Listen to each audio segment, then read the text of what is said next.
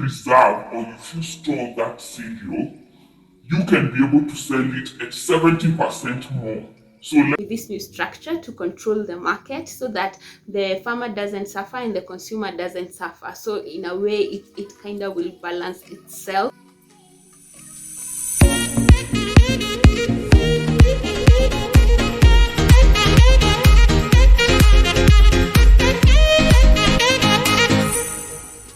Hello guys, and welcome back to my channel. This is Wangari Kuria, the host of Farmer on Fire show, and today I have an exciting topic. So recently on the 17th, I went to Kalonzo offices to finish on the final process of validating the Ncpb bill, which was pretty exciting. I was one of the key stakeholders representing farmers in my area. There are many other government institutions, and we got to change a monopoly of a company, and we got to decentralize and make sure that the private sector is also coming in, and it's going to be so exciting. There's so many things. Please stay tuned.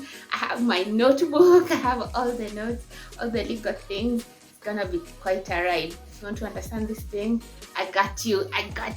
Please subscribe. Take a sip of water. I'm drinking my kombucha. Come back. Let's talk about this.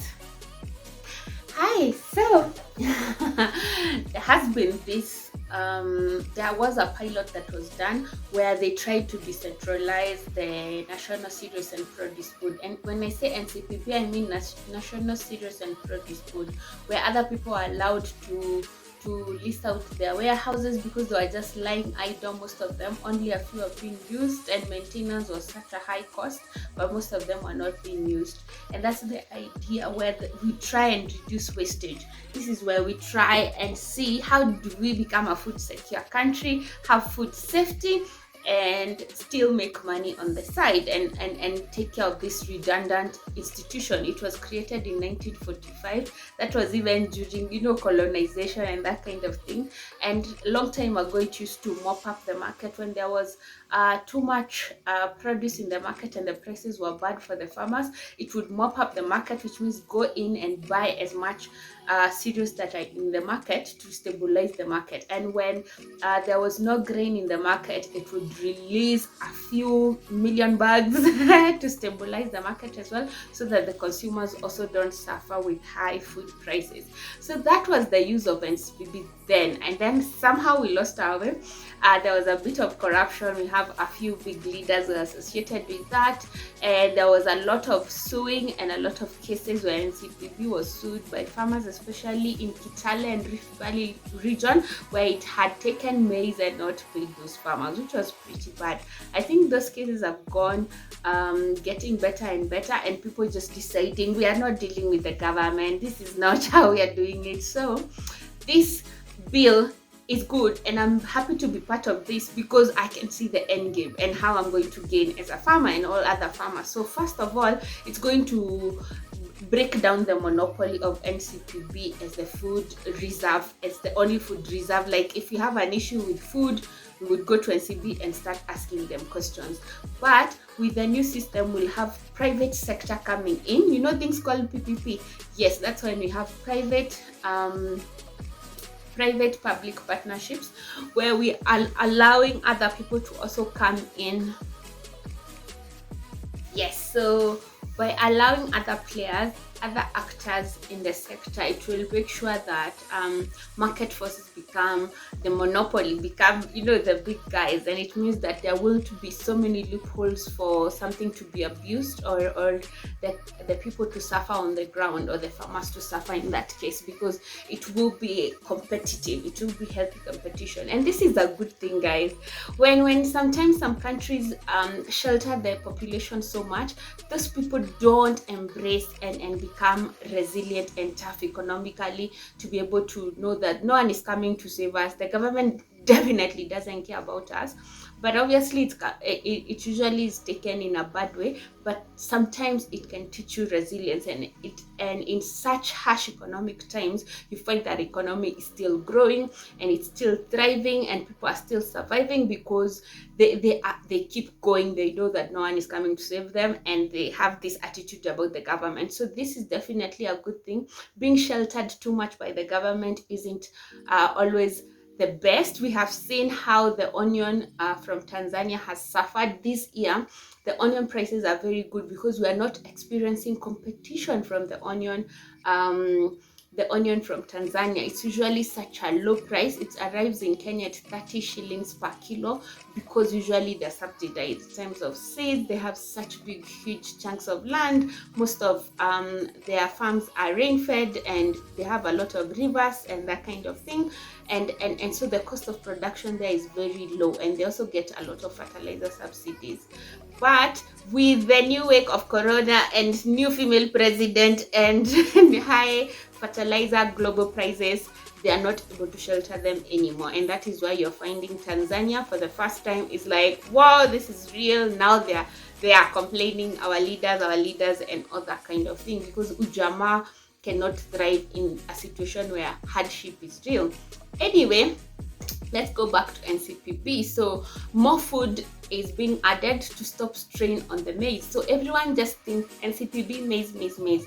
But there has been maize that has been added. We've added nuts. We've also added tubers, which are a good alternative of source of starch. They are very good in value addition as well, and they have better shelf life. It dries well. So they can be ground into unga for preservation and value addition, and just the other thing of making sure that our soils can handle anything. Right now, our soils can't handle maize anymore. Maize production has gone down. We need to plant alternatives so that the soil is not stretched to the maximum. By planting something like cassava, which doesn't need a lot of rain and does well all around the country, we can be able to sustain food and change our culture and not expect it to be maize all the time. There is also been added milk. This is powdered milk from KCC, another organization, and when there is a gap in the market, they will be liquidifying that milk powder from the reserves, and then turning it back to liquid and pushing it into the market. It's quite an interesting, like, I'm so excited. The technical things that I learned from all these workshops, this was my fourth one, because it's like jury duty. Once you've decided that this is what you're going to do, you're called every time and you're passed and you ask for your opinion. And I have been sharing on my Facebook page, asking people, what do you think about this? Of course, 50% is negative comments, people saying bad things, but there is also some people who give their contributions. Other people will talk about pest management, in terms of storage. We were learning that sometimes the government goes for losses of about 50 billion in aflatoxins in their warehouses. Like Ncb will just literally just ban all their maize, or just declare them for animal feed only and not fit for human consumption because of storage issues, moisture issues. Yani, it's just complex. And then the old system was they buy maize, they keep it there. If there is no glut in the market or issues like that, and decision making was so complex because national government was in the middle of it, it means the process took much longer for them to make a decision of, we need to expose this food, it's going to go bad. Like after 2 years, at least all the food that was in the reserves should go out and they bring in fresh food. But that wasn't happening. You'd find maize that was 7 years old, and Gava, you can't even touch a grain like this if it hasn't been in the system, it hasn't been authorized and that kind of thing. And so it caused a lot of stagnation and redundancy in that organization. However, with these new institutions, there will be a lot of committees that will be sitting on these boards and making decisions ASAP. Like, it will be so much faster. Essentially, let me draw this picture for you. It means that private people like myself will build warehouses and will be open, will register with the Ncpb, of course, which will be called National Food Reserve something. And then will register with them so that they can know how much I'm stocking per year, and then that's a receipt. It will be receipt system. So the government will know we have 270 metric tons of maize, but it won't actually keep the maize itself like it was. It will be under the warehouse of Farm on Fire based in this and this county. She has 1% of grain reserves, but that maize will not belong to me. I'll just be a custodian. If I want to buy, I can buy, but I'll just be a custodian. It means maize farmers, I keep using this example, and we're trying to change the narrative and the culture for people to know that it can be any food. Let's say these cassava farmers will bring their food for us to keep for them as a private entity. So for example, you will pay me a bag of beans 3 shillings per month for me to keep it safe for you until the prices are better. According to research, we realized that if you keep cereals for more than 3 to 4 months after harvesting, because everyone is harvesting at the same time, because cereals are mostly rain fed, it's very hard to irrigate large scale grain. So if you preserve or if you store that cereal, you can be able to sell it at 70% more. So let's say you're selling it at 1,000 bob. Usually, even in Nyahururu, that's usually our prices when it's September. Kila mtu anauza mahindi. The lorries all go there, stock, buy in bulk, and then go store for themselves, keep it for a few months, and then it's 2,500. This is the kind that we're saying will benefit the farmers directly. Also, farmers will get to have employment opportunities, will get to engage, come together. These people, even if they're private actors, will form like cooperatives, and in that way people can be able to have access to funding. So like if I want to enlarge my warehouse and I go and give show that this is a government institution licensed by the government but under private, a private entity, and I need a couple of billions to expand my institution, I will be able to get funding from that. Isn't that exciting? Young people, if you go and say, have a receipt, I am stocking 100 bags of maize in such and such place, that receipt can be able to give you access to funding. So it's quite exciting. There will be so many things, and above all, safety camps will be involved to make sure that quality. We have a very awesome drying machine for cereals and grain that the government recently acquired to make sure that this thing of wastage, post-harvest losses, is such a menace, and we just need to curb it. So we are attacking these things from very many angles, and I'm quite excited about that. So one of the Rice Growers Association representative, the guy was in charge of rain-fed rice, Mwea rice irrigation scheme, was also there saying how we need to create incentives for people to grow more rice. So everyone apparently can grow more rice, not just in Mwea. Anyone in Kenya can grow rice, but we need to encourage people, because this is what happens. We trade our tea with like Pakistan on Asian tiger countries with our tea. And that means we are losing on foreign currency. If we can be able to have our own rice, because we eat a lot of rice in Kenya, but most of it is import. Actually, like 10% only is locally produced, the rest is imported, and we exchange it with our tea.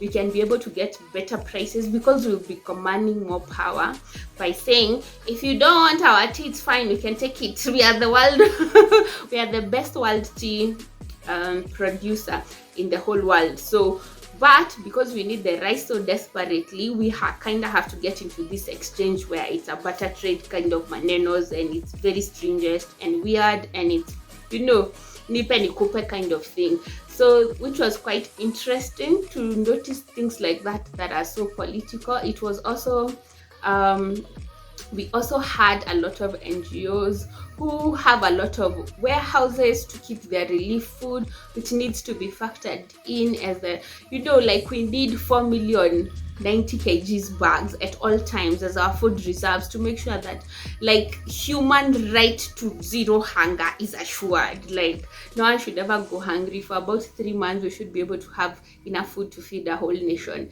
in the incident where there is famine or drought or war or that kind of extreme emergency situation, not just anytime. But it was quite interesting to see how they are hoping to, with this new structure, to control the market so that the farmer doesn't suffer and the consumer doesn't suffer. So in a way it kind of will balance itself, but obviously with a little bit of input. That was so exciting for me, and I'm just excited and looking forward to this. So the next thing is, so a public participation bill apparently can skip parliament, discussion and dialogues and proceedings. So like as we were acting like the real lawmakers, like that bill won't necessarily go to parliament because it's already have been okayed by the public. It's for the public good. There is an existing bill, so we're just building on it. Apparently law is not built in a vacuum, like that's not allowed. You have to build onto something. You have to check if there is alternative ways to meet that objective. You can just change laws all the time.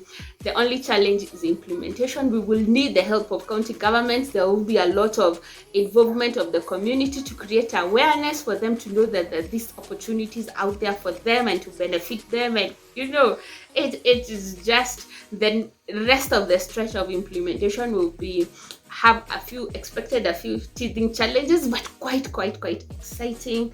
The warehouses will also be taken through a lot of training to ensure that they are keeping the grain in a safe manner. Not just grain, even potatoes will be stored. Yani, if you look at the kind of catalog and inclusivity in terms of the Kenya food basket, it will be quite huge, and just to ensure that ikitu, we are handling it from all corners, and I'm quite excited and hoping to be part of the system. My biggest concern was so I raised a few questions of how do you calculate Ncpb when you're saying we want to buy maize from farmers and you're saying we are buying it for 1,300 and the cost production is 2,000 bob. What are you thinking? But then eventually we realized that those kinds of questions are why we were there, to change the law. Policy is very powerful, and I know people say Serikali's idea doesn't work anymore, but let me tell you, the power of the law, government, it's so strong. You'll be there saying, oh, we need to go clean up the city, we need to go tell people polythenes are bad, and then the government wakes up one day and it's like, oh my god, we are going to put a polythene ban, and now there are no polythenes anywhere. So policy is quite powerful, and so we were able to address almost all the issues that we had and all the bile that we had with Ncpb when we arrived. And my only remaining reservation, which I still raised yesterday on the validation day, is that youth should be included. This is a huge undertaking. It will need a lot of investment to make it happen. A lot of land will be needed, a lot of building construction, and it's not just an empty space. You have to make sure that those standards are met. Otherwise, you won't be given the license to do that. So in that, it means that the young people, because of lack of capital, might be kicked out, and this will become another cartel, big boy club, and that kind of thing. And that was my concern. However, I am praying sasa tumerudi kwa emotions and prayer, normal strategy, that things will go well and there will be a few people who will be able to push through and give openings to all of us. So thank you guys. Let me know in your comments what are your opinions on this. Even if it's bad, even if it's good, let me know what you think about this and how you hope to tap into this opportunity. Bye. Please subscribe.